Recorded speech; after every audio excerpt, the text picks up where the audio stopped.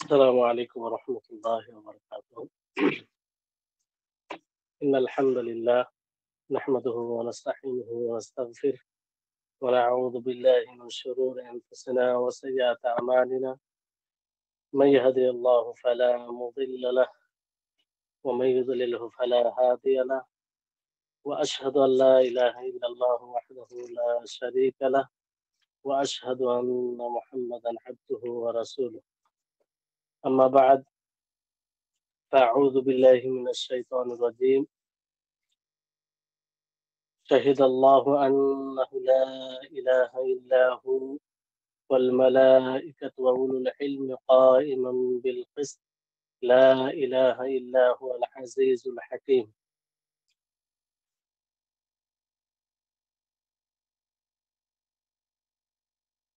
সম্মানিত আজকের ক্লাসে উপস্থিত প্রিয় দিনী ভাই ও বোন, সর্বপ্রথম সেই মহান আল্লাহ পাক রব্বুল আলামিনের প্রশংসা করি, যিনার তৌফিকে আজকে আমরা পূর্বের নেই ক্লাসে উপস্থিত হতে পেরেছি। তাই আমরা সকলেই বলি আলহামদুলিল্লাহ। তারপর আমাদের শেষ নবী করিম মুহাম্মদ মুস্তাফা সাল্লাল্লাহু আলাইহি ওয়াসাল্লাম, ওনার উপর অসংখ্য শান্তির ধারা বর্ষিত হোক। আল্লাহুম্মা সাল্লি আলাইহি আল্লাহুম্মা বারিক আলাইহি। গত ক্লাসে আমরা পড়েছিলাম যে ইসলাম কাকে বলে ও এই দ্বীনের স্তর কয়টি। ইসলাম এর সঙ্গে আমরা বিস্তারিত জেনেছিলাম। তারপরে যেহেতু দ্বীনের স্তর তিনটি, একটি হচ্ছে ইসলাম, দ্বিতীয়টি হচ্ছে ঈমান, তৃতীয়টি হচ্ছে ইহসান। তো সর্বপ্রথম লেখক রাহিমাহুল্লাহ ইসলাম সম্পর্কে বিস্তারিত আলোচনা শুরু করছেন। আর সেক্ষেত্রে তিনি বলেন যে আল মারতাবাতুল উলা, প্রথম স্তর আল ইসলাম, ইসলাম আরকানুল ইসলামি খামসাতুন, ইসলামের স্তম্ভ হচ্ছে পাঁচটি। আর রুকুন কাকে বলে, রুকুন আসলে কি জিনিস, সেটা আলোচনা করেছি। তো এই পাঁচটি স্তম্ভের মধ্যে সর্বপ্রথম যেটি স্তম্ভ, সেটি হচ্ছে শাহাদাতু আল্লাহ ইলাহা ইল্লাল্লাহ ওয়া আন্না মুহাম্মাদার রাসূলুল্লাহ, এই কথার সাক্ষ্য প্রদান করা যে আল্লাহ ছাড়া সত্য কোনো মাবুদ নেই, আর মুহাম্মদ সাল্লাল্লাহু আলাইহি সাল্লাম আল্লাহর রাসূল।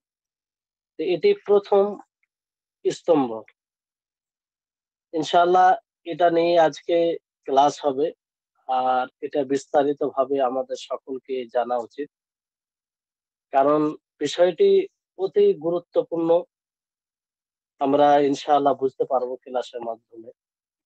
দলিল হিসাবে লেখক রাহিমাহুল্লাহ এই আয়াতটি এনেছেন, যে সূরা আলী ইমরানের 18 নম্বর আয়াত, শাহিদাল্লাহু আন্নাহু লা ইলাহা ইল্লাহু ওয়াল মালাইকাতু ওয়া উলুল ইলমি কাইমান বিল কিসত লা ইলাহা ইল্লা হুয়াল আজিজুল হাকীম।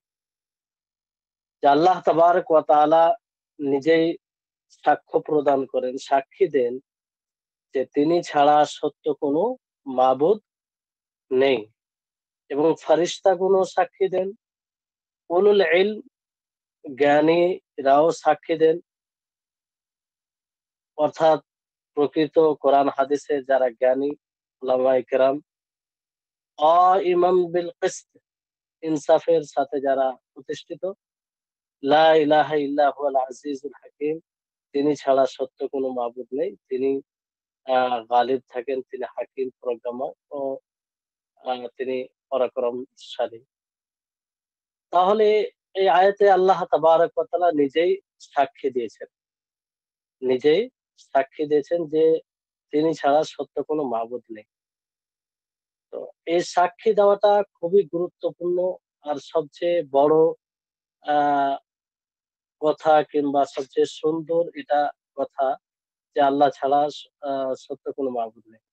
তো উক্ত আয়াত থেকে যে বিষয়ের সাক্ষী দেওয়া হচ্ছে সেই বিষয়টির গুরুত্ব মাহাত্ম্য স্পষ্ট হয়। এবং যারা সাক্ষী আল্লাহ তাবারক ওয়া তাআলা নিজের সাক্ষ্য দানের সাথে যে ফারিস্তাগণের কথা বলেছেন ও জ্ঞানীদের কথা বলেছেন, ওলামাদের কথা বলেছেন, তাদেরও এখানে ফজিলত স্পষ্ট হয় যে ওলামায়ে কেরাম যারা কোরআন হাদিসের জ্ঞান রাখে, কোরআন হাদিসের প্রচার প্রসার করে নিছক ভাবে, তাদের কতটা গুরুত্ব যে আল্লাহ তাবারক ওয়া তাআলা নিজের সাক্ষীর সাথে তাদের সাক্ষী বর্ণনা করেছেন।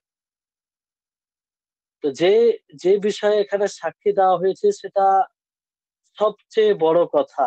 আর মূল দিন এটাই মূল দিন। আর বাকি যতগুলো রয়েছে সবগুলো তার শাখা প্রশাখা। আর এই এই বিষয়ের জন্যই আল্লাহ তাবারক ওয়া তাআলা বান্দাকে তার বান্দাকে সৃষ্টি করেছেন। আর এই জন্যই আল্লাহ তাবারক ওয়া তাআলা মানুষের জন্য জান্নাত জাহান্নামকে সৃষ্টি করেছেন। এই জন্যই আল্লাহ তাবারক ওয়া তাআলা আসমানি কিতাব আসমানি গ্রন্থ নাযিল করেছেন। আর এই জন্যই শরীয়ত আল্লাহ তাবারক ওয়া তাআলা অবতীর্ণ করেছেন। আর এর ভিত্তিতেই মানুষ সফল, এক প্রকারের লোক সফল হবে আর এক প্রকারের লোক ব্যর্থ হবে এই কালিমা এই শাহাদাতের ভিত্তিতে। এটি আসলে হচ্ছে ইসলামের চাবি। এই চাবি দ্বারা মানুষ ইসলামে দীক্ষিত হয়, শান্তিময় জায়গায় শান্তিময় জিনিসকে গ্রহণ করে। আর এর ভিত্তিতেই যে কবরে তিনটি প্রশ্ন হবে, প্রত্যেকটি মানুষ কবরে তিনটি প্রশ্নের সম্মুখীন হবে, তিনটি প্রশ্ন তাকে জিজ্ঞাসিত করা হবে এই কালিমার শাহাদাতের ভিত্তিতে। আর এরই উপরে আমাদের সফলতা ও আহ সফলতা এবং সফলতা না হওয়া সবকিছু নির্ভর করে। তো আল্লাহ তাবারক ওয়া তাআলা সাক্ষী যথেষ্ট ছিল, কিন্তু আল্লাহ তাআলা নিজের সাথে সাথে অন্যদেরও সাক্ষী বর্ণনা করলেন, ফারিস্তাদের এবং ওলামাদের। তাহলে এটা কত বড় একটা বিষয়, এই বিষয়টা এখান থেকে স্পষ্ট হয়।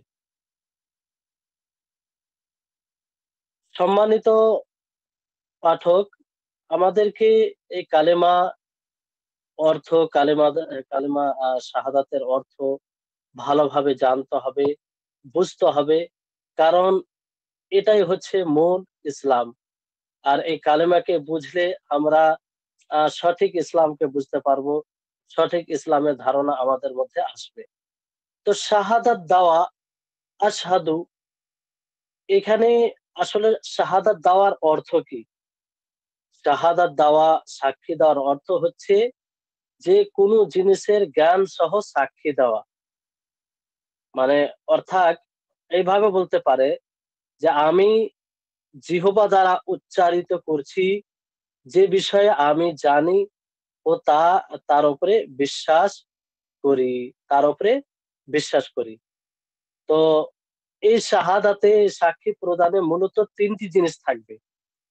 ভালো করে শুনবেন ক্লাসকে। অনেকটাই অনেক কিছু কথা আপনাদেরকে একটু কঠিন মনে হতে পারে যদি মনোযোগ দিয়ে না শুনেন। তাহলে আহ, আমি অনুরোধ করব সকলকেই যে আপনারা খুব মনোযোগ দিয়ে শুনে বোঝার চেষ্টা করবেন। কারণ এখানে এই কালেমা শাহাদাতকে না বোঝার কারণে মানুষ অনেক বিভিন্ন চিন্তাধারায় বন্টন হয়ে গেছে। তো শাহাদাত দিতে গিয়ে এখানে মূলত তিনটি বিষয় থাকবে, আমাদেরকে খেয়াল করতে হবে। প্রথম হচ্ছে যে আনতেকু, অর্থাৎ বলতে হবে।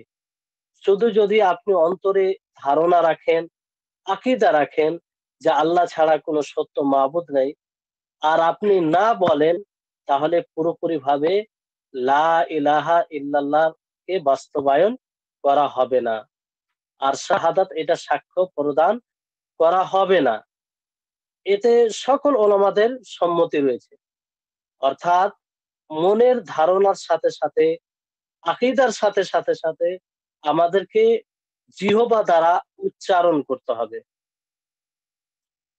তাহলে কোনো উযুর ছাড়া, কোনো শরীয়ত সম্মত কারণ ছাড়া যদি কোনো ব্যক্তি শুধু অন্তরে ধারণা রাখে যে আল্লাহ ছাড়া সত্য কোনো মাবুদ নেই, আর সেটা জিহবা দ্বারা উচ্চারণ না করে, তাহলে সেটা শাহাদা যথেষ্ট হবে না এবং লা ইলাহা ইল্লাল্লাহ সেটাকে বাস্তবায়ন করা হবে না। দ্বিতীয় যেটি বিষয়ে থাকতে হবে সেটি হচ্ছে যে আপনি কি বিষয়ে সাক্ষ্য প্রদান করছেন, সাক্ষী দিচ্ছেন, সেই বিষয়ে আপনি জানবেন, জ্ঞান রাখবেন, আপনি আলেম হবেন। আপনি যে সাক্ষ্য দিচ্ছেন যে লা ইলাহা ইল্লাল্লাহ, আল্লাহ ছাড়া সত্য কোনো মাবুদ নেই, এই বিষয়ে আপনি জানবেন। অজ্ঞতা না জেনে সাক্ষ্য প্রদান করে কোনো লাভ নেই। অর্থাৎ আপনি মুখে উচ্চারণ করবেন, তারপরে সেটা জেনে আপনি সাক্ষ্য প্রদান করবেন। জানতে হবে, এই বিষয়টা থাকতে হবে। তৃতীয় বিষয় সেটা হচ্ছে আপনি সাক্ষ্য প্রদান করতে গিয়ে আপনি বিশ্বাস রাখবেন, বিশ্বস্ত হবেন। যে বিষয়ে আপনি সাক্ষী প্রদান করবেন সে বিষয়ে সে বিষয়ে আপনি বিশ্বস্ত হবেন, বিশ্বাস রাখবেন। কারণ যদি আপনি মুখ দিয়ে উচ্চারণ করেন আর অন্তরে ধারণাও রাখেন, কিন্তু আপনি সন্দেহ করেন যে না, হতে পারে আল্লাহর সাথে অন্য কোনো মাবুদ রয়েছে, তাহলে এই অবস্থায় লা ইলাহা ইল্লাল্লাহ এটার উপরে আমল করা হবে না, অথবা সাক্ষ্য পুরোপুরি ভাবে সাক্ষ্য প্রদান করা হবে না। তাহলে এক কথায় উচ্চারণ করব জিহবা দ্বারা, এবং যেটা উচ্চারণ করব সেই সম্পর্কে আমরা জানবো এবং তার প্রতি বিশ্বাস রেখে আমরা সাক্ষ্য প্রদান করব। এটা হচ্ছে শাহাদাতের অর্থ। এইভাবে আমরা সাক্ষ্য প্রদান করতে পারি। এই তিনটি জিনিস আহ সদা সর্বদা আমাদের সাক্ষ্য প্রদানে একত্রিত থাকতে হবে, তাহলে আহ এই কালিমা শাহাদাতকে পরিপূর্ণভাবে বাস্তবায়ন করা হবে। এবার এই এই কালেমাটি বিশাল বড় একটি কালেমা, যেটি যে কালেমা সম্পর্কে প্রত্যেক মুসলিমকে জানা উচিত। সে নর হোক, নারী হোক, সাবালক যদি হয়ে যায়, তারপরে থেকে নিয়ে সকলকেই সেই কালেমাকে বোঝা, সেই কালেমা সেই কালেমা আহ, কালেমার পরিচয় লাভ করা, সব দিক দিয়ে সেটাকে জানা, তার রুকুন কি, তার শর্ত কি, এবং কোন জিনিস করতে গেলে সেটা ভঙ্গ হয়ে যাবে, তার জীবনে সেটাকে বাস্তবায়ন করতে গেলে কি কি করতে হবে, এই সব বিষয়ে প্রত্যেক মুসলিমকে জানা অপরিহার্য। এটা এমন কোনো জ্ঞান নয় যে কোনো মানুষ জ্ঞান অর্জন করলে সবার পক্ষ থেকে আদায় হয়ে যাবে, জি না, এরকম না। এই কালেমা সম্পর্কে প্রত্যেকটা মানুষকে সার্বিকভাবে সব দিক দিয়ে তার জ্ঞান অর্জন করা জরুরি। যেমন সেই কালেমার রুকুন কি, সেই কালেমার শর্ত কি, সেই কালেমাকে আমরা কিভাবে বাস্তবায়ন করব, সবগুলো জিনিস জানতে হবে।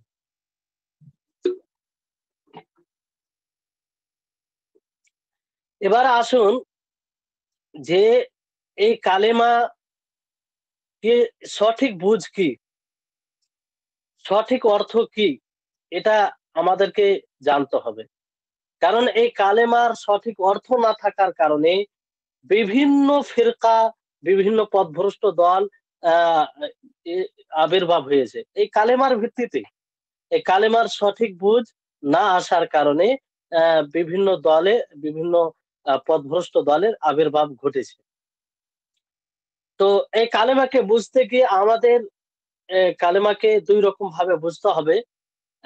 একটা হচ্ছে যে এই যে শব্দ, এই কালেমা শাহাদাতে, কালেমাতে লা ইলাহা ইল্লাল্লাহ, এই ইলা শব্দের অর্থ কি, এবং যে লা এর পরে একটা ছুপিত রয়েছে, সেটা কি আসল শব্দ, এই দুটি বিষয়কে আমাদের সকলকে বুঝতে হবে। আর এই দুটি বিষয় বুঝতেই অনেকেই ভুল করেছে, যার ফলে অনেক ফিরকার দলের আবির্ভাব ঘটেছে। তো এলা শব্দ এখানে মাবুদ যার ইবাদত করা হয় তাকে এলা বলা হয়, এতে কোনো সন্দেহ নেই। এলার অর্থ হচ্ছে যার ইবাদত করা হয়। মাবুদ মালুর অর্থ অর্থাৎ যার ইবাদত করা হয় তাকে এলা বলা হয়, তাকে এলা বলা হয়। কিন্তু অনেক মানুষ এই এলা শব্দের অর্থ বুঝতে গিয়ে ভুল করেছে।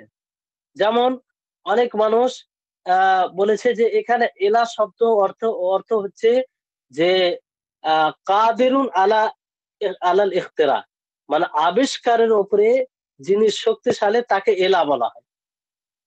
অর্থাৎ তাদের অর্থ অনুযায়ী লা ইলাহা ইল্লাল্লাহর অর্থ হবে লা কাদিরা আলাল ইখতিরাই ইল্লাল্লাহ, যে আল্লাহ ছাড়া নতুন কিছু আবিষ্কার আবিষ্কার করার কেউ শক্তি রাখে না। তো এটা অর্থ কালিমার নিঃসন্দেহে বাতিল, এতে কোনো সন্দেহ নেই। কারণ এই আকীদা আল্লাহ তাবারক ওয়া তাআলার ইবাদতকে বাস্তবায়ন করা যাবে না এই আকীদার মাধ্যমে। কেন? আর যারা এই আকীদা এই কালেমার এই অর্থটা বুঝেছে, তারা আসলে ইসলামকেই বুঝতে পারেনি।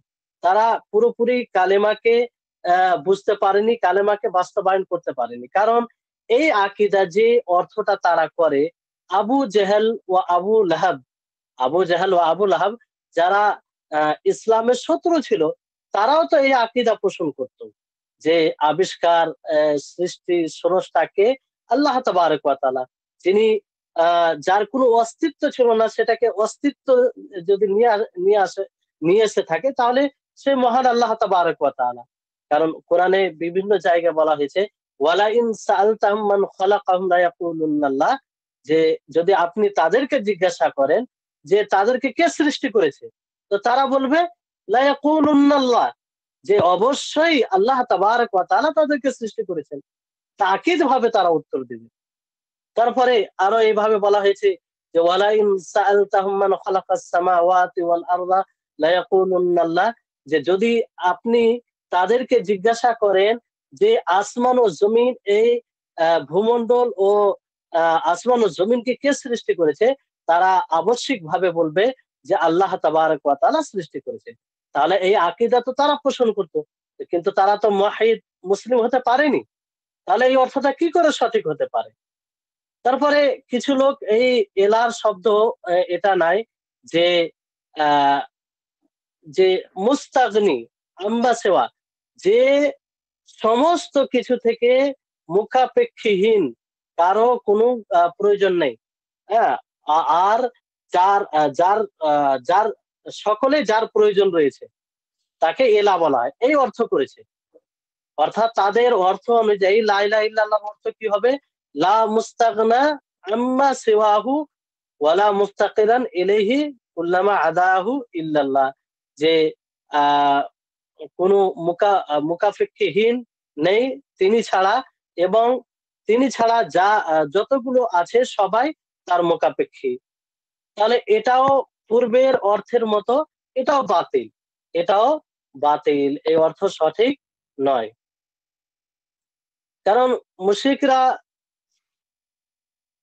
এইভাবে তারা বলতো, তারা অনেক সময় তারা বলতো যে আল্লাহ তাবারক ওয়া তাআলা কারো মুখাপেক্ষী নয়। যদি এটাই হতো তা তারা প্রকৃত মুসলিম হতো, কিন্তু আসলে বিষয়টি এরকম নয়। তাহলে যেমন আহ, নবী করিম মোহাম্মদ সাল্লাল্লাহু আলাইহি সাল্লাম যখন দাওয়াত দেন, তখন কি বলেছিলেন? যে কুলু লা ইলাহা ইল্লাল্লাহ তুফলিহু, যে তোমরা লা ইলাহা ইল্লাল্লাহ বলো, সফল হয়ে যাবে। তো তারা কি বলেছিল? আজআলাল আলিহাতা ইলাহান লা শাইউন উজাব, যে এতগুলো মাবুদ, যে বাতিল মাবুদ রয়েছে, তাদের যেগুলো মাবুদ রয়েছে, ও তারা বলল যে এতগুলো মাবুদ, সমস্ত মাবুদকে কি এক মাবুদ বানিয়ে দেবো, কিংবা তাদেরকে ছেড়ে এক মাবুদের আমরা উপাসনা করব, এটা আশ্চর্যজনক বিষয় নয়?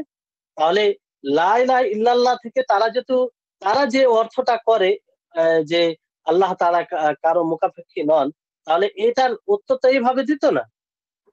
তারা এটা কেন বলতো? তো নিশ্চয়ই এই অর্থটা ভুল। তারপরে দ্বিতীয় বিষয় হচ্ছে যে লা এর পরে আসলে কি খবর যাকে বলা হয়, যে লা এর পরে, যেহেতু লা এখানে লাই নাফি জিন্স আরবি ব্যাকরণ হিসাবে এগুলো হয়, তারপরে কোন একটা খবর হবে। তো এখানে এরপরে আসলে কি আছে বিষয়টা এই জন্য বলছি যে এই কালেমার ভিত্তিতে অনেক ফিরকার আবির্ভাব ঘটেছে। তা এই জন্য আপনাদের জানা উচিত। তো লা এর পরে এখানে আসলে কি রয়েছে, অনেকেই বলেছেন যে আসলে শব্দটা রয়েছে লা মা'বুদা মাওজুদুন ইল্লাল্লাহ। এটা অর্থ, মানে এর অর্থ হচ্ছে যে কোনো মাবুদ আহ উপস্থিত নেই, শুধুমাত্র আল্লাহ তাবারক ওয়া তাআলা। কোনো মাবুদের অস্তিত্ব নেই, শুধুমাত্র আল্লাহ তাবারক ওয়া তাআলা। তাহলে এটা ভুল, একদম বাতিল। কারণ এই অর্থটা যদি নিই, তাহলে অর্থ কি দাঁড়াবে? দুটো যে বিষয় মানে আসবে এখানে, যে এক এক যদি এই অর্থ নিই, তাহলে যারই ইবাদত করা হবে সেই আল্লাহ হবে, যারই ইবাদত করা হবে সেই আল্লাহ হবে। অথচ দুনিয়াতে সূর্যের ইবাদত করা হয়, তাহলে সূর্য আল্লাহ হবে, নাউজুবিল্লাহ। চন্দ্রের ইবাদত করা হয়, চন্দ্র আল্লাহ হয়ে যাবে। বিভিন্ন প্রাণীর ইবাদত করা হয়, প্রাণী ইবাদত আল্লাহ হয়ে যাবে। বিভিন্ন মূর্তি এগুলোর ইবাদত করা হয়, এগুলো আল্লাহ হয়ে যাবে তাদের এই অর্থ অনুযায়ী। অতএব এই অর্থ কখনো সঠিক হতে পারে না। আর যারা এই অর্থ বলে যে কালেমার এটা অর্থ, তারা দেখবেন ওয়াহদাতুল উজুদের আহ আকীদা রাখে, ধারণা রাখে। এর অর্থ কি, যে দুনিয়াতে যা কিছু আছে সবার আহ, সবের সবের মধ্যে কি আছে, আল্লাহ আছে, নাউজুবিল্লাহ। যেটা একদম পথভ্রষ্ট আকীদা, যে আকীদার সাথে কোনো মানুষ ইসলামের মধ্যে থাকতেই পারে না। তাহলে এর ভিত্তিতে এই যে কালেমার এই অর্থ করার কারণে, কালেমার এই অর্থ বুঝার কারণে, হ্যাঁ, ওয়াহাদাতুল উজুদ এগুলো যে ধারণা রাখে যে সর্ব জায়গায় আল্লাহ তাআলা, সবকিছুতেই আল্লাহ তাবারক ওয়া তাআলা। কোনো মানুষের মধ্যে আল্লাহ রয়েছে, আল্লাহ তাআলা হলুল করে যায়, নাউজুবিল্লাহ, প্রত্যেকটা জিনিসে। এই অর্থ করার কারণে তারা এটা বুঝে। আর দ্বিতীয় বিষয় যেটা আছে এখান থেকে, যদি তাদের ওই অর্থটাকে মানা হয়, যে আল্লাহ ছাড়া এটার অস্বীকার করা হয় যে আল্লাহ ছাড়া কারো ইবাদত করা হয় না। অথচ এটা বাস্তব বিরোধী কথা। আল্লাহ ছাড়া অনেকের ইবাদত করতো মুশরিকরা, মুশরিকরা অনেকের ইবাদত করত।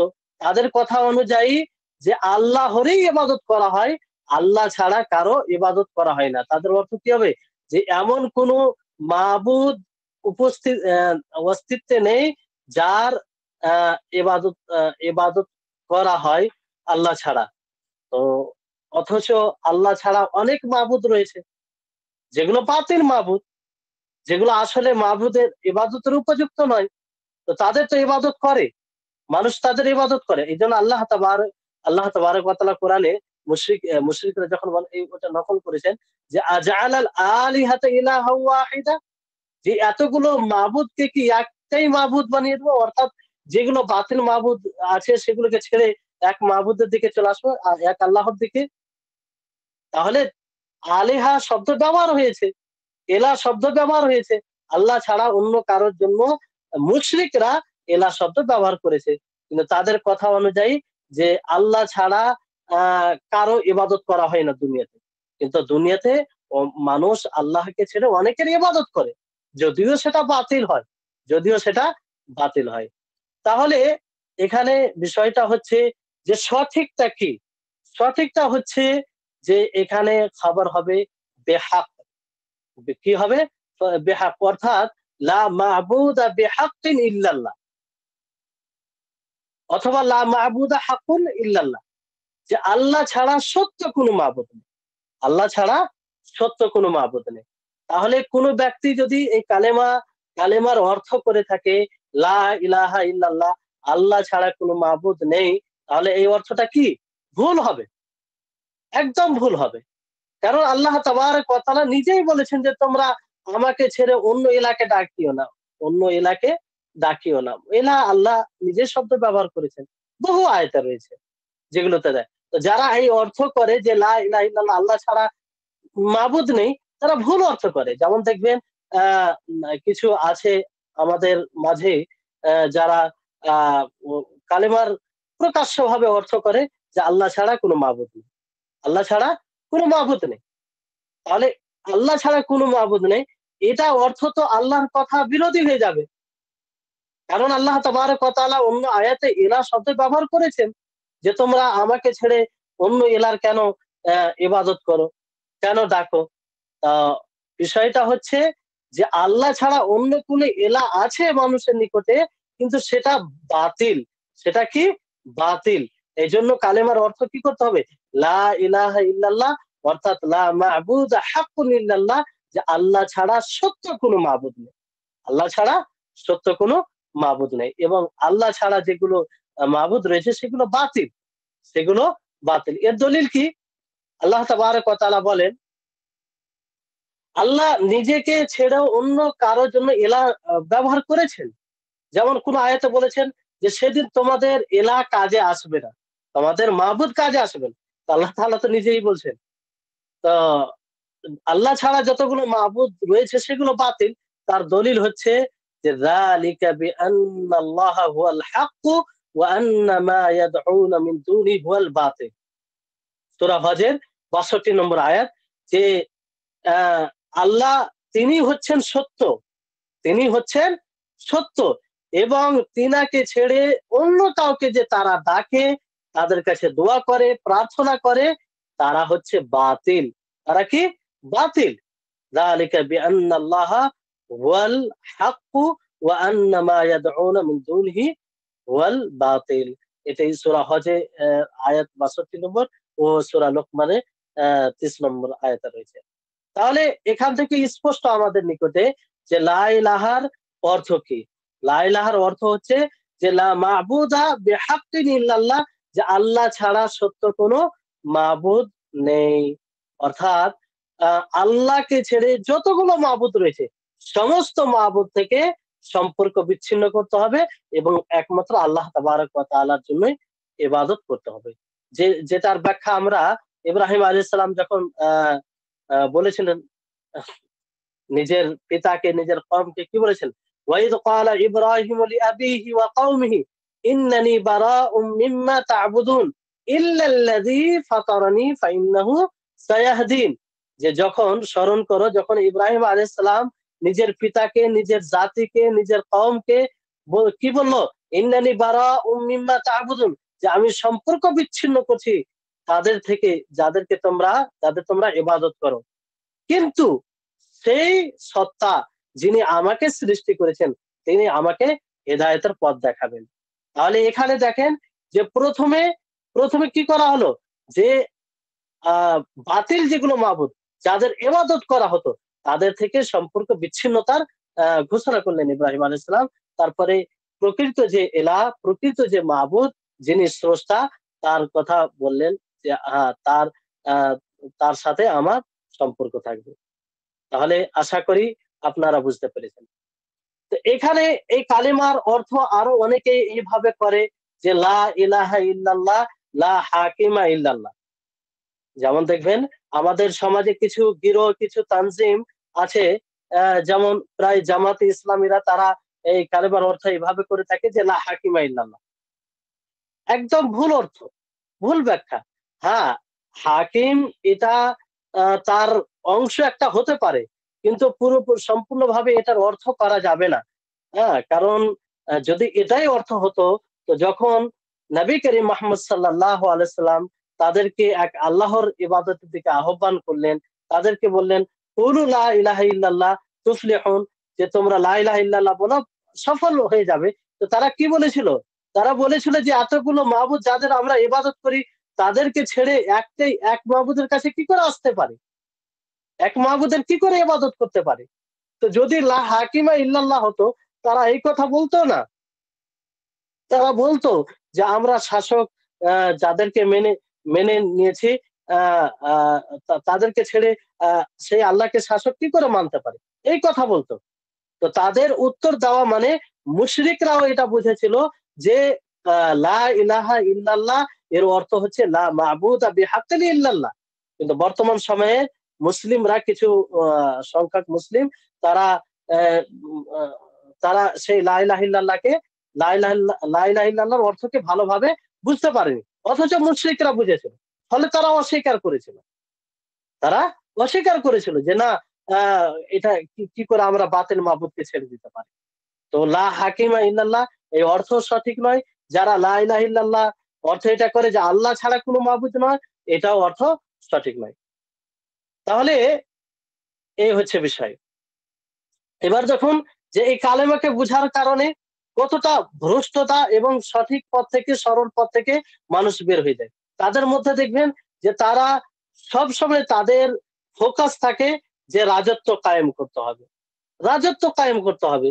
আর তাদের নিকটে সলাত, সিয়াম, যাকাত এগুলো মানে আংশিক জিনিস, এগুলোর প্রতি তাদের বেশি গুরুত্ব থাকে না। মূল মূল বিষয় তাদের থাকে যে রাজত্ব আমরা কিভাবে কায়েম করব। তাহলে পুরো বিষয়টা একদম পরিবর্তন হয়ে গেল। অথচ নবী করিম মোহাম্মদ সাল্লাল্লাহু আলাইহি সাল্লাম তিনার প্রাথমিক জীবনে, তিনি যে মক্কার জীবনে দাওয়াতি কাজ করেছেন, পুরো দাওয়াতির মূল বিষয় হচ্ছে তাওহীদ। মূল বিষয় হচ্ছে এটাই যে একমাত্র আল্লাহ তাবারক ওয়া তাআলারই ইবাদত করতে হবে, এবং তাছাড়া যতগুলো যত যত জিনিসের ইবাদত করা হয় তাদেরকে বর্জন করতে হবে। ১৩ বছর নবী করিম মোহাম্মদ সাল্লাল্লাহু আলাইহি ওয়াসাল্লাম এই দাওয়াত দিয়ে গেছিলেন। যদি কালেমার অর্থ, যদি মূল বিষয় এটাই হতো যে রাজত্ব কায়েম করা, তাহলে আল্লাহ নবী অবশ্যই সেটা করতেন, বলতেন। এমনকি মুশরিকরা, মক্কার মুশরিকরা নবী করিম মুহাম্মদ সাল্লাল্লাহু আলাইহি সাল্লামের নিকটে এসে বলেছিল যে এক কাজ করেন, যে যদি আপনি আমাদের সাথে আহ আহ তোষামত করেন তাহলে আপনাকে রাজা বানিয়ে দেবো, কিংবা আপনার নেতৃত্ব, আপনি নেতা হবেন, আপনাকে নেতা বানিয়ে দেবো। তো নবী সাল্লাল্লাহু আলাইহি সাল্লাম কি মেনেছিলেন? জি না, মানেননি। কারণ আসলে এটা উদ্দেশ্য নয়। নবী করিম মুহাম্মদ সাল্লাল্লাহু আলাইহি ওয়াসাল্লাম তাওহীদ বাস্তবায়ন করেছিলেন। তাহলে এর অসংখ্য নবী সাল্লাল্লাহু আলাইহি ওয়াসাল্লামের প্র্যাকটিক্যাল জীবন যদি দেখি, সেখান থেকে আমরা সুস্পষ্ট ভাবে বুঝে যাব যে না, আসল হচ্ছে তাওহীদ বাস্তবায়ন করা, লা ইলাহা ইল্লাল্লাহ, অর্থাৎ আল্লাহ ছাড়া সত্য কোনো মাবুদ নেই, তার ইবাদত করতে হবে। তো এই লা ইলাহা ইল্লাল্লাহ এতে দুটি বিষয় রয়েছে, দুটি বিষয় রয়েছে। একটা হচ্ছে হ্যাঁ বাচক, আর একটি হচ্ছে না বাচক। লা ইলাহা ইল্লাল্লাহ এটা হচ্ছে না বাচক। এটা হচ্ছে কি? না বাচক। ইল্লাল্লাহ এটা হচ্ছে আপনার হ্যাঁ বাচক। তাহলে তাওহীদ তখনই আমাদের মধ্যে কমপ্লিট হবে, সম্পূর্ণ হবে, যখন এই দুটি বিষয় একত্রিত হবে। হ্যাঁ বাচক ও না বাচক। লা ইলাহা কোনো প্রকার মাবুদ নেই, সত্য কোনো মাবুদ নেই ইল্লাল্লাহ, আল্লাহ ছাড়া, আল্লাহ ছাড়া সত্য কোনো মাবুদ নেই। তাহলে আল্লাহ কোনো মাবুদ নেই, সত্য কোনো মাবুদ নেই, এটা হচ্ছে না বাচক। আর হ্যাঁ বাচক হচ্ছে ইল্লাল্লাহ, যে আল্লাহই প্রকৃত মাবুদ। তো কোনো ব্যক্তি যদি একটা বিষয়কে মানে যে আহ কোন প্রকারের মাবুদ নেই, আর আল্লাহকে প্রকৃত মাবুদ বলে না মানে, মানে দুটোকে একসাথে না মানে, তাহলে তার তাওহীদ পূর্ণ হবে? হবে না। কোন ব্যক্তি যদি আল্লাহকে এক বলে মানে যে আল্লাহ তাবারক ওয়া তাআলা প্রকৃত মাবুদ, কিন্তু প্রথম যে না বাচক, যত আল্লাহ ছাড়া যতগুলো বাতিল মাবুদ রয়েছে তার অস্বীকার না করে, তাকে বর্জন না করে, তাহলে তার তাওহীদ পরিপূর্ণ হবে? হবে না। তাহলে দুটোই বিষয় থাকতে হবে। যতক্ষণ পর্যন্ত দুটো বিষয় জমা না হবে, ততক্ষণ পর্যন্ত তাওহীদ পরিপূর্ণ হবে না। দুটো বিষয় থাকতে হবে। এজন্য আল্লাহ তাবারক ওয়া তাআলা কি বলেছেন? আল্লাহ তাআলা বলছেন যালিকা বিআন্নাল্লাহু হুয়াল হক, যে আল্লাহ তাবারক ওয়া তাআলা তিনিই সত্য, তিনিই হক। তার সাথে সাথে না বাচক বললেন, প্রথমে ইতিবাচক বলার পরে হ্যাঁ বাচক বলার পরে না বাচক বললেন যে ওয়া আন্না মা ইয়াদউনা মিন দুনিহিল বাতিল, যে আল্লাহ ছাড়া, আল্লাহকে ছেড়ে যাকে তারা যাকে তারা ডাকে সেটা হচ্ছে বাতিল। সেটা কি? বাতিল। তারপরে আহ আল্লাহ তাবারক ওয়া তাআলা যে সূরা ইসরার মধ্যে বলেন ওয়া কাযা রাব্বুকা আল্লা তা'বুদু ইল্লা ইয়্যাহু, ওয়া কাযা রাব্বুকা আল্লা তা'বুদু ইল্লা ইয়্যাহু, যে প্রথমে কি বললেন যে তোমরা ইবাদত করো না, মানে আল্লাহ ছাড়া কারো ইবাদত তোমরা করো না, না বাচক, ইল্লা ইয়াহু, শুধুমাত্র তারই ইবাদত করো। আল্লাহ তাবারক ওয়া তাআলা মানে বিভিন্ন আয়াতে, অসংখ্য আয়াতে এইভাবে বলেছেন। হ্যাঁ না বাচক দুটোকে একসাথে বলেছেন যে হ্যাঁ বাচক মানে কি? হ্যাঁ বাচক মানে প্রকৃত যে আল্লাহ, যে মাবুদ, যে ইবাদতের উপযুক্ত, যার জন্যই আমাদেরকে ইবাদত করতে হবে, তার জন্যই ইবাদত করা। আর না বাচক মানে আল্লাহকে ছেড়ে, আল্লাহকে ছাড়া যতগুলো বাতিল মাবুদ রয়েছে তাকে প্রত্যাখ্যান করা, তাকে বর্জন করা, তাকে ঘৃণা করা। এই হচ্ছে হ্যাঁ বাচক ও না বাচক দুটোই আমাদের মধ্যে থাকতে হবে। তারপরে আল্লাহ তাবারক ওয়া তাআলা যেমন সূরা বাকারা 256 নম্বর আয়াতে বলেন, ফামান ইয়াকফুরু বিত-তাগুত।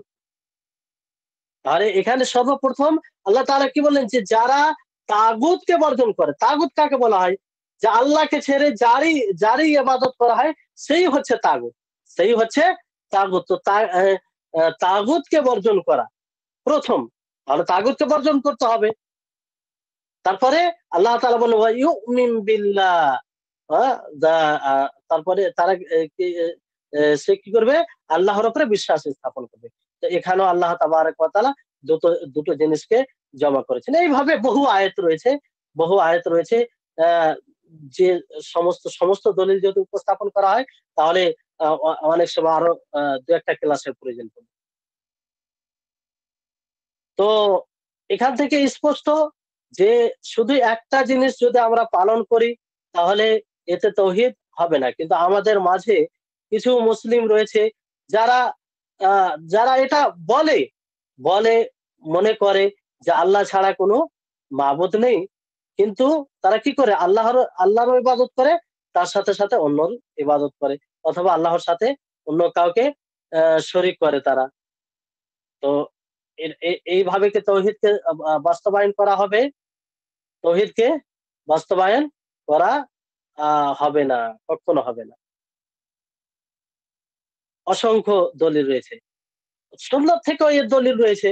যেমন আপনার নবী করিম মুহাম্মদ সাল্লাল্লাহু আলাইহি সাল্লাম আ হাদিসে বলেন, হাদিসে সহিহ বুখারী ও সহিহ মুসলিমে রয়েছে, বুনিয়াল ইসলামু আলা খামসিন, শাহাদাতু আল্লা ইলাহা ইল্লাল্লাহ ওয়া আন্না মুহাম্মাদুর রাসূলুল্লাহ। তো ইসলামের ভিত ফেলা হয়েছে ৫ টি জিনিসের উপর। কয়টি জিনিসের উপর? ৫ টি জিনিসের উপরে। তার মধ্যে প্রথম হচ্ছে যে এই কথার সাক্ষ্য প্রদান করা যে আল্লাহ ছাড়া সত্য কোনো মাবুদ নেই। আল্লাহ ছাড়া সত্য কোনো মাবুদ নেই। না, নেই কোনো মাবুদ, সত্য কোনো মাবুদ আল্লাহ ছাড়া। নেই কোনো সত্য কোনো নেই কোনো সত্য মাবুদ, এটা হচ্ছে আ নাবাচক। আর ইল্লাল্লাহ মানে আল্লাহ ছাড়া, তো এটা হ্যাঁ বাচক। এই দুটোকে জমা করেছেন। তারপরে আরো এছাড়া অনেক হাদিস রয়েছে যে হাদিসগুলো দ্বারা এটা আ স্পষ্ট হয়। তাহলে লা ইলাহা ইল্লাল্লাহর অর্থ এখান থেকে সুস্পষ্ট। এবার আসুন যে এই লা ইলাহা ইল্লাল্লাহ কখন আমাদের কাজে আসবে? শুধু কোনো ব্যক্তি যদি জিহ্বার দ্বারা পাঠ করে, তো পাঠ করাটাই কি যথেষ্ট হবে? শুধু মুখ দিয়ে উচ্চারণ করাটা যথেষ্ট হবে? না এর কিছু শর্ত রয়েছে? অবশ্যই এর কিছু শর্ত রয়েছে। কারণ যদি মুখে উচ্চারণ করাটাই যথেষ্ট হতো, তো মুনাফিকরা তাদের লাভ হতো। তারা উপকৃত হতো।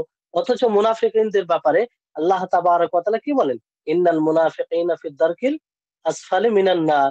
যে মুনাফিক জাহান্নামের সবচেয়ে গভীর গর্তে, নিচে গর্তে তারা থাকবে।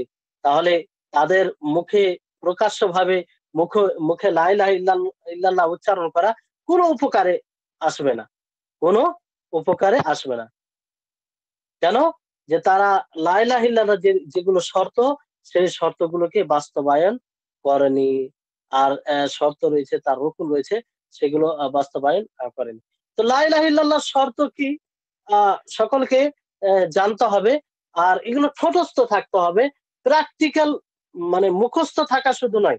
এটাকে মানে এইভাবে আমাদের জীবন যাপন করতে হবে। এটা মুখস্থ করে নিলাম যে আমার তৌহিদ বাস্তবায়ন হয়ে গেল। জি না, এরকম বিষয় নাই। জানতে হবে, কারণ বাস্তবায়ন করার আগে তো আমাকে জানতে হবে, আমাকে আপনাকে জানতে হবে, তারপরে তো বাস্তবায়ন করা সম্ভব। তো এই শর্তগুলো কি কি? শর্ত যখন বলা হবে, তো শর্ত মানে কি? শর্তর অর্থ হচ্ছে যে যদি শর্ত পাওয়া যায়, তো যার জন্য শর্ত সেটা পাওয়া যাবে।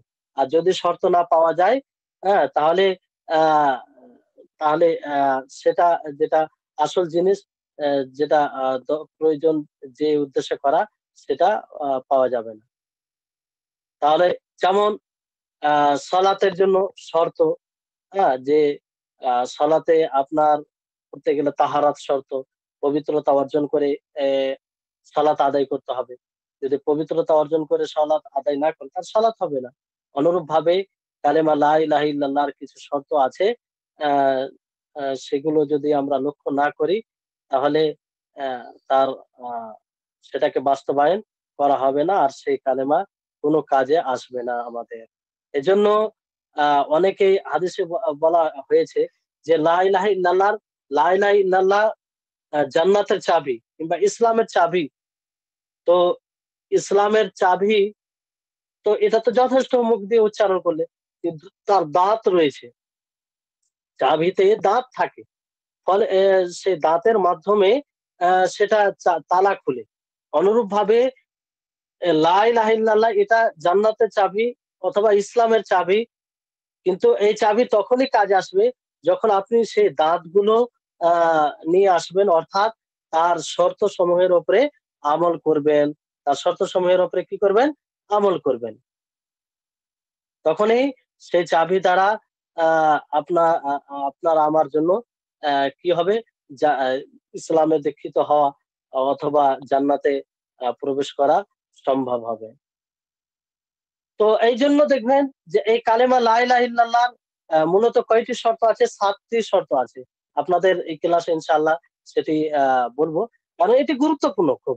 এটিকে এড়িয়ে চললে হবে না, আর প্রত্যেকটা মুসলিমকে জানা উচিত। এটা এমন বিষয় নয় যে শুধু আলেমরা জানবে। যারা কোরআন হাদিসের জ্ঞান নিয়ে চর্চা করে তারাই জানবে, এটা এরকম কোনো বিষয় না। এটা প্রত্যেক মুসলিম নর নারী যে যেখানে আছে, তাকে এই বিষয়গুলি জানতেই হবে। প্রকৃত মুসলিম হতে গেলে এই বিষয়টি জানতেই হবে। আর এখান থেকে আহ, আহ, অজ্ঞতা অবলম্বন করা, এটা কোনো প্রকারের বাহানা চলবে না। তা এই জন্য দেখবে যে এই কালেমাকে বাস্তবায়ন করতে গিয়ে অনেকেই শক্তিশালী হয়, অনেকেই ভালো হয়, আর অনেকে দুর্বল থাকে। অনেকের লা ইলাহা ইল্লাল্লাহ খুব দুর্বল থাকে, আর অনেকেই ভালো থাকে। তো এই জন্য উদাহরণ ওলামায়ে কেরাম উদাহরণ দিয়েছেন যে লা ইলাহা ইল্লাল্লাহ ইমানের ক্ষেত্রে, মানে শরীরের শরীরে যেমন রূহ থাকে, আত্মা থাকে, তার মতো। যদি আপনার আত্মা মজবুত হয়, তাহলে আপনি ফুর্তি ভালো হবেন, তারপরে আপনি সঠিক থাকবেন, আর আপনার শরীরও ভালো থাকবে, শরীরও আপনার বল আসবে। আর যদি আপনার আত্মা দুর্বল হয়, তাহলে আপনার শরীর দুর্বল হবে।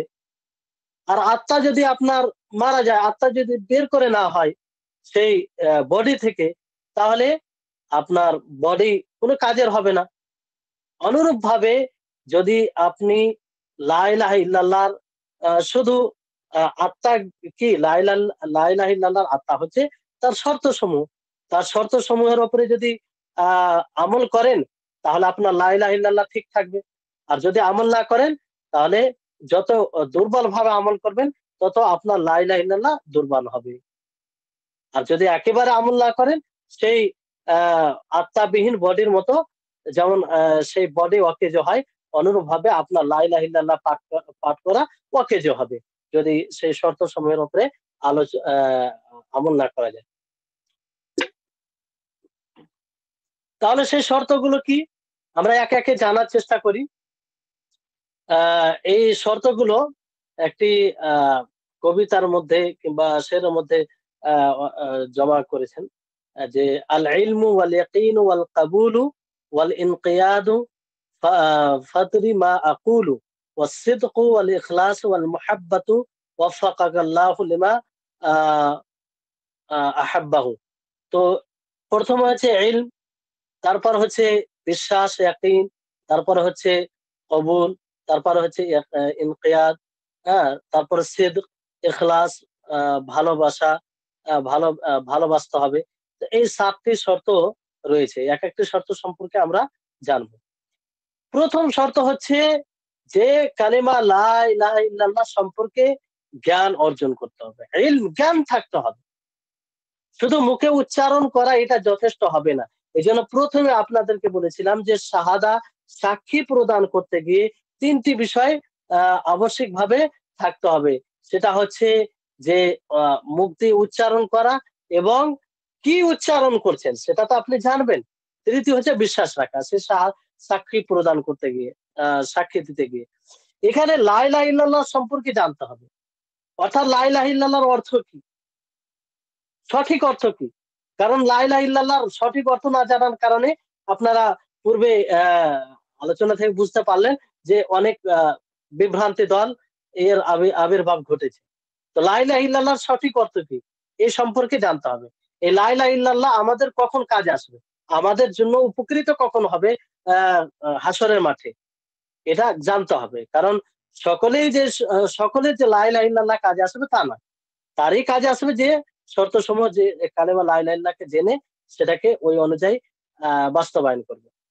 তো তার দাবি সমূহ কি, এবং কি করতে গেলে লা ইলাহা ইল্লাল্লাহ পাঠ করেও সে সেটা কাজে আসে না, এগুলো সবকিছু জানতে হবে। আল্লাহ তাবারক ওয়া তাআলা যেমন বলেন যে ফাআলামু আন্নামা উনজিলা বিইলমিল্লাহি ওয়া আন লা ইলাহা ইল্লাহু, যে তোমরা জানো আল্লাহ তাবারক ওয়া তাআলার ইলমে নাযিল করা হয়েছে, যে জ্ঞান সহ, যে আল্লাহ ইলাহা ইল্লাহু, যে তিনি ছাড়া সত্য কোনো মাবুদ নেই। তারপরে অন্য মুহাম্মদ, সূরা মুহাম্মাদে যেটা প্রসিদ্ধ আয়াত, আমরা বারবার এই আয়াতটি শুনে থাকি তাওহীদে যখন আলোচনা হয়, যে আল্লাহ তাআলা বলেন ফাআলাম আন্নাহু লা ইলাহা ইল্লাল্লাহ, যে জানো যে আল্লাহ ছাড়া সত্য কোনো মাবুদ নেই। তো সর্বপ্রথম আল্লাহ তাআলা বলেছেন যে জানো, জ্ঞান অর্জন করো। লা ইলাহা ইল্লাল্লাহকে জানতে হবে যে তার অর্থ কি।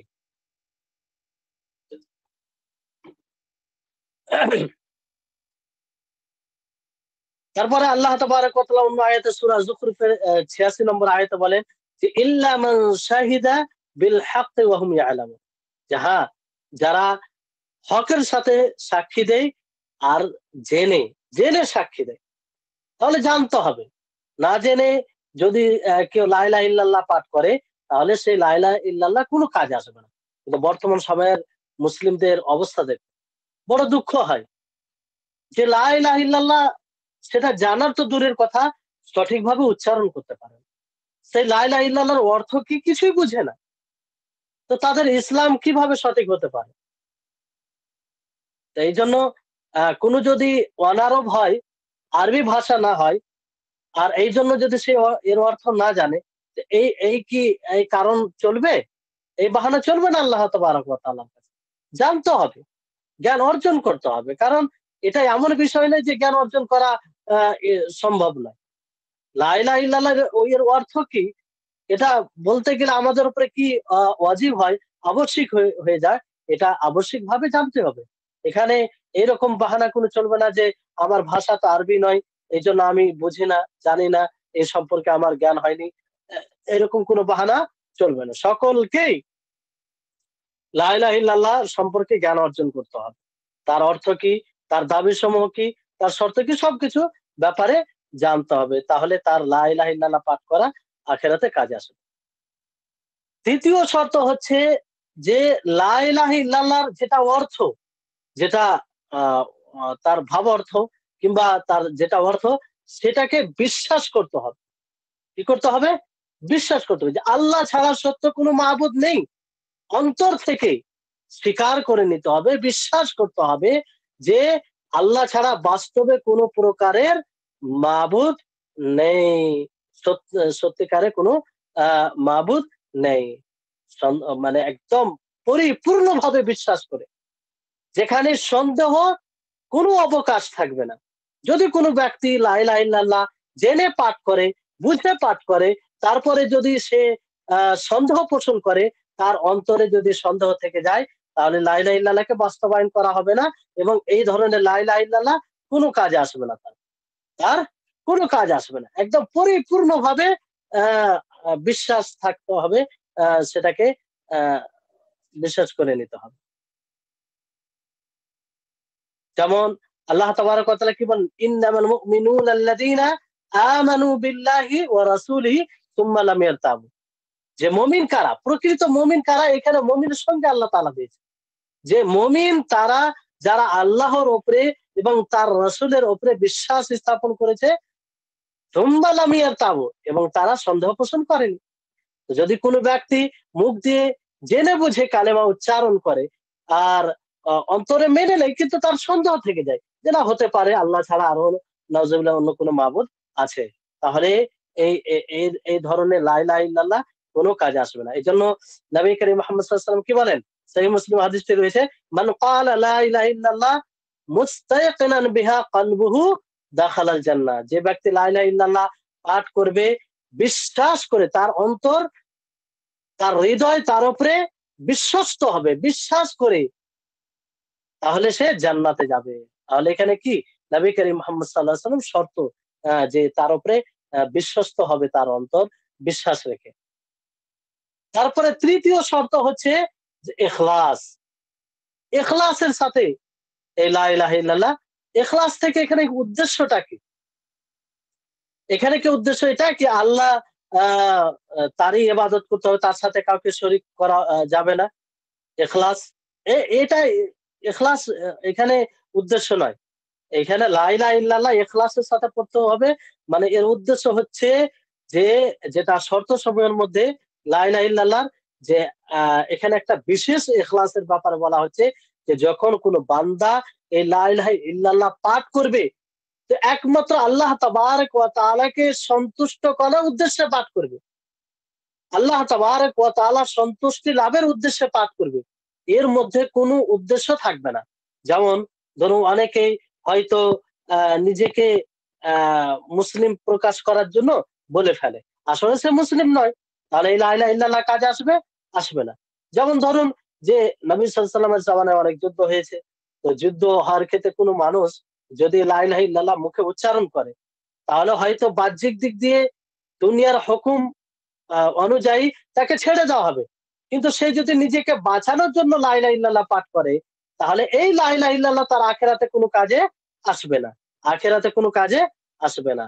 তাহলে ইখলাস, যে কালিমা লা ইলাহা ইল্লাল্লাহর শর্তসমূহের মধ্যে যেটা ইখলাস, তার উদ্দেশ্য হচ্ছে যে কালেমা পাঠ করবে আল্লাহ তাবারক ওয়া তাআলা সন্তুষ্টি লাভের উদ্দেশ্যে, তাকে খুশি করার জন্য, অন্য কোনো উদ্দেশ্যে না।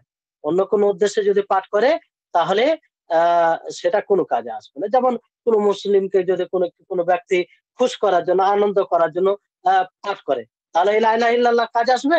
কোনো কাজে আসবে না। যেমন কোনো হয়তো অমুসলিম, মুসলিমদের সাথে তার লেনদেন আছে কিংবা ব্যবসা বিজনেস আছে, তো সে তাকে খুশি করার জন্য, তার সাথে যেন সম্পর্কটা দৃঢ় হয়, এই কারণে সে লা ইলাহা ইল্লাল্লাহ পাঠ করলো। তা এটা এই লা ইলাহা ইল্লাল্লাহ আখিরাতে কোনো কাজে আসবে না। ইখলাসের সাথে পড়তে হবে, অর্থাৎ আল্লাহ তাবারক ওয়া তাআলার সন্তুষ্টির উদ্দেশ্যে।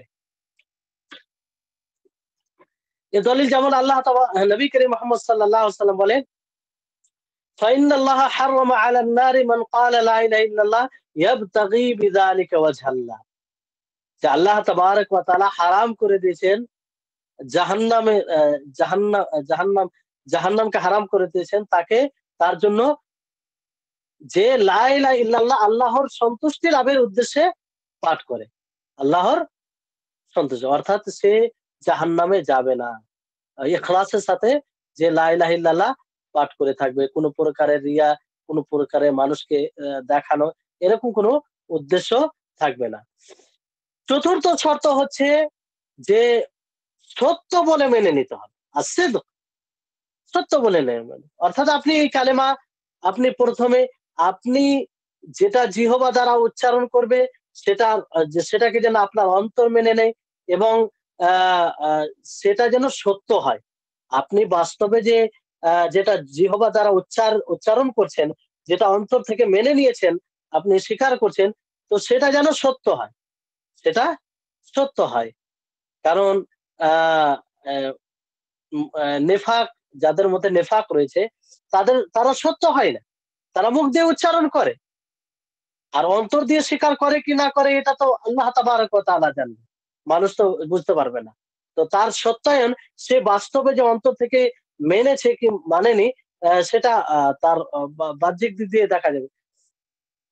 তো এই জন্য নেফাকদের সম্পর্কে আল্লাহ তাবারক ওয়া তাআলা কি বলেন, ইয়াকুলুনা বিআফওয়াহিহিম মা লাইসা ফি কুলুবিহিম, যে তারা মুখ দ্বারা বলে এমন জিনিস যা তাদের অন্তরে নেই, যা তাদের অন্তরে নেই। তো মুনাফিকিনরা প্রকাশ্যভাবে লা ইলাহা ইল্লাল্লাহ পাঠ করতো, কিন্তু আসলে সেটাকে তারা অন্তর থেকে অথবা সত্য বলে মেনে নিত না। তো এই সত্য মিথ্যার বিপরীত, আর বিশ্বাস এটা সন্দেহের বিপরীত, আর ইখলাস এটা শিরকের বিপরীত।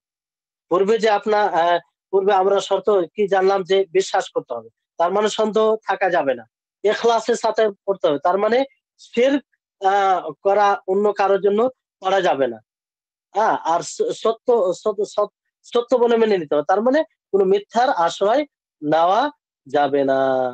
তাহলে আহ আর এটাকে বিশ্বস্ত করে পড়তে হবে। তারপরে হ্যাঁ, তো সত্য যেটা মিথ্যার বিপরীত, যেমন মুনাফিকিনদের নবী করিম মুহাম্মদ সাল্লাল্লাহু আলাইহি ওয়াসাল্লামের নিকটে তারা এসে কি বলেছিল, আল্লাহ তাবারক ওয়া তাআলা সূরা মুনাফিকুনে বলেন, ইযা জাআকাল মুনাফিকুনা ক্বালু নাশহাদু ইন্নাকা লারাসূলুল্লাহ ওয়াল্লাহু ইয়া'লামু ইন্নাকা লারাসূলু ওয়াল্লাহু ইয়াশহাদু ইন্নাল মুনাফিকিনা লাকাযিবুন। যে যখন আহ আপনার নিকটে মুনাফিকিনরা এলো, আসার পরে তারা বলল, নাশহাদু ইন্নাকা লারাসূলুল্লাহ, যে আমরা সাক্ষী দিচ্ছি যে আপনি আল্লাহর রসুল, তাকিদ করে। শুধু এটা বললেই হতো তাদের, যে না সাধু রসুল্লাহ, তারপরে একদম একটা নয়, দুই দুই তিনটি তাকিদের আহ শব্দ নিয়ে এসে তারা বললো যে না সাধু ইন্নাকা লা রাসূলুল্লাহ, যে আমরা সাক্ষী দিচ্ছি যে আবশ্যিকভাবে আপনি আল্লাহর রসুল। আল্লাহ তাআলা বললেন যে আল্লাহু ইয়ালামু ইন্নাকা লা রাসূলু, আল্লাহ তাআলা জানেন, আল্লাহ তাআলা জানেন যে আপনি আল্লাহর রসুল। ওয়াল্লাহু ইয়াশহাদু ইন্নাল মুনাফিকিনা লাকাযিবুন, যে আল্লাহ তাআলা সাক্ষী দেন যে মুনাফিকিন তারা আহ মিথ্যুক, তারা আসলে যে তারা বলছে যে আপনি আল্লাহর রসুল, তারা অন্তর থেকে এটা মেনে নেয়নি, তারা বাহ্যিকভাবে এটা বলছে। পঞ্চম নম্বর শর্ত হচ্ছে যে ভালোবাসা, মহাব্বত। আপনি কালেমাকে ভালোবাসবেন, অর্থাৎ যে কালেমা লা ইলাহা ইল্লাল্লাহ যে অর্থ দেয়, এর অর্থ যেটা, সেটাকে আপনি ভালোবাসবেন। আচ্ছা, যে আল্লাহ তাবারক ওয়া তাআলাই প্রকৃত মাবুদ, তিনি প্রকৃত মাবুদ, তেনার জন্যই সমস্ত ইবাদত করতে হবে, তিনি ইবাদতের উপযুক্ত। তো এটাকে আপনি ভালোবাসবেন, আল্লাহকে আপনি ভালোবাসবেন, যেটা ইবাদতের মগজ বলতে পারেন, ইবাদতের আহ ব্রেন, মানে ইবাদতের মূল বিষয় বলতে পারেন। যে ভালোবাসাবিহীন ইবাদত হয় না, ভালোবাসাবিহীন ইবাদত হয় না। তো এই জন্য লা ইলাহা ইল্লাল্লাহর পঞ্চম নম্বর শর্ত কি, যে ভালোবাসতে হবে, যেটা ইবাদতের রূহ আত্মা, যেটার উপরে সকল উম্মতের ভিত রয়েছে। কারণ তখনই আমরা একনিষ্ঠ ভাবে আল্লাহ তাবারক ওয়া তাআলার ইবাদত করতে পারবো, যখন তার প্রতি ভালোবাসা থাকতে হবে, ভালোবাসা থাকবে। তো লা ইলাহা ইল্লাল্লাহর পঞ্চম শর্ত হচ্ছে যে লা ইলাহা ইল্লাল্লাহ তাতে যা বলা হয়েছে সেটাকে আপনি ভালোবাসবেন, সেটাকে কি বুঝবেন, ভালোবাসবেন। আপনার হৃদয়, আপনার অন্তর সেই কালেমার কাছে নত হবে, ছোট হবে, আর সেটাকে মন থেকে ভালোবাসবে। যদি কোনো ব্যক্তি ভালো না বাসে, বাকি সবকিছু থাকে, তাহলে তার কি এই কালেমা লা ইলাহা ইল্লাল্লাহকে বাস্তবায়ন করা হবে? জি না, হবে না, কখনো হবে না। ভালোবেসেই এগুলো করতে হবে, তাছাড়া এটা সম্ভব না। এই জন্য নবী করিম মুহাম্মদ সাল্লাল্লাহু আলাইহি ওয়াসাল্লাম কি বলেছেন, যে লা ইউমিনু আহাদুকুম হাত্তা আকুনা আহাব্বা ইলাইহি মিন ওয়ালিদিহি ওয়া ওয়ালাদিহি ওয়ান নাস আজমাইন, যে তোমাদের মধ্যে কোনো ব্যক্তি অতক্ষণ পর্যন্ত মুমিন হতে পারে না, পরিপূর্ণ মুমিন, যতক্ষণ পর্যন্ত আমি তার নিকটে তার পিতার চেয়ে, তার সন্তানের চেয়ে, সমস্ত লোকের চেয়ে প্রিয় না হব। তাহলে আহ এক কথায় এটা নবী সাল্লাল্লাহু আলাইহি সাল্লামের জন্য। তো আল্লাহ তাবারক ওয়া তাআলাকে তো আরো ভালোবাসতে হবে, নিজের জানের চাইতেও বেশি ভালোবাসতে হবে।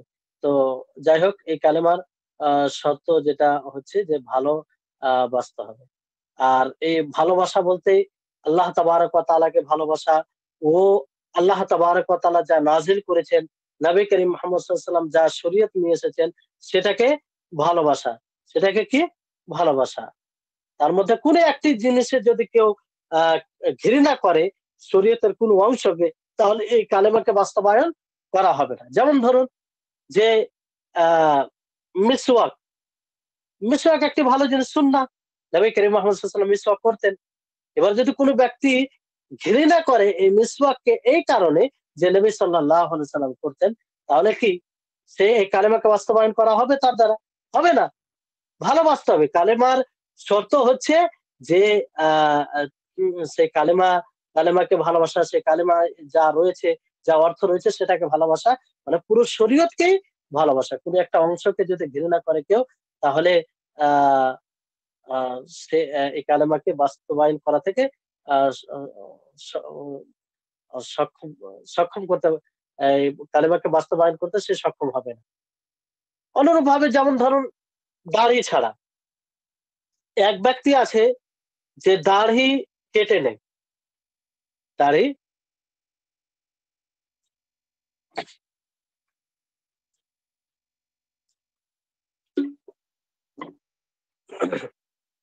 হ্যাঁ, জি, সবাই হয়ে গেছে নাকি? আচ্ছা আচ্ছা, তো ছেড়ে দিই তাহলে নাকি? আর শেষে একটা আছে মনে হয়। তো যাক, আজান হচ্ছে, তার পড়ানো ইনশাআল্লাহ। যে যে বাকি আছে এটা পরিপূর্ণ করে আমরা আগে ক্লাস করব। আহ, আমরা এখন আলোচনা চলছিল ভালোবাসা, মানে মহাব্বত, কালেমার প্রতি মহাব্বত থাকতে হবে, এটা চলমান বিষয়। তারপরে শর্তগুলো পূর্ণ করে আমরা আগে বাড়বো ইনশাআল্লাহ। বিষয়টি একটু গুরুত্বপূর্ণ, এই জন্য বিস্তারিত আপনাদেরকে বলছি, যাতে এই বিষয়টি আমাদের সকলের নিকটে স্পষ্ট হয়। তো ঠিক আছে, আমরা সকলেই দোয়াটি পাঠ করব মজলিস শেষে। আর আল্লাহ তাবারক ওয়া তাআলার নিকটে দোয়া করি যেন আমাদের সকলকে এই কালেমাকে বুঝা ও তাকে বাস্তবায়ন করার তৌফিক দান করেন। আর বাস্তবে যেন এই কালেমা আমাদেরকে, এই কালেমা দ্বারা আমরা যেন জান্নাতে যেতে পারি। আল্লাহ তাবারক ওয়া তাআলার রহমত আমাদের হয়। আল্লাহ যেন আমাদেরকে সার্বিকভাবে তৌফিক দেয়। আর এবার কারো কোনো প্রশ্ন থাকলে প্রশ্ন করতে পারেন সংক্ষিপ্ত সময়।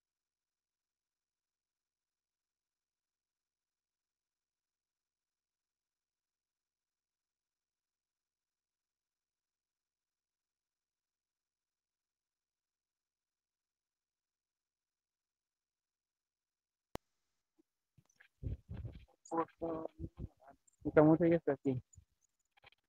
আচ্ছা আচ্ছা।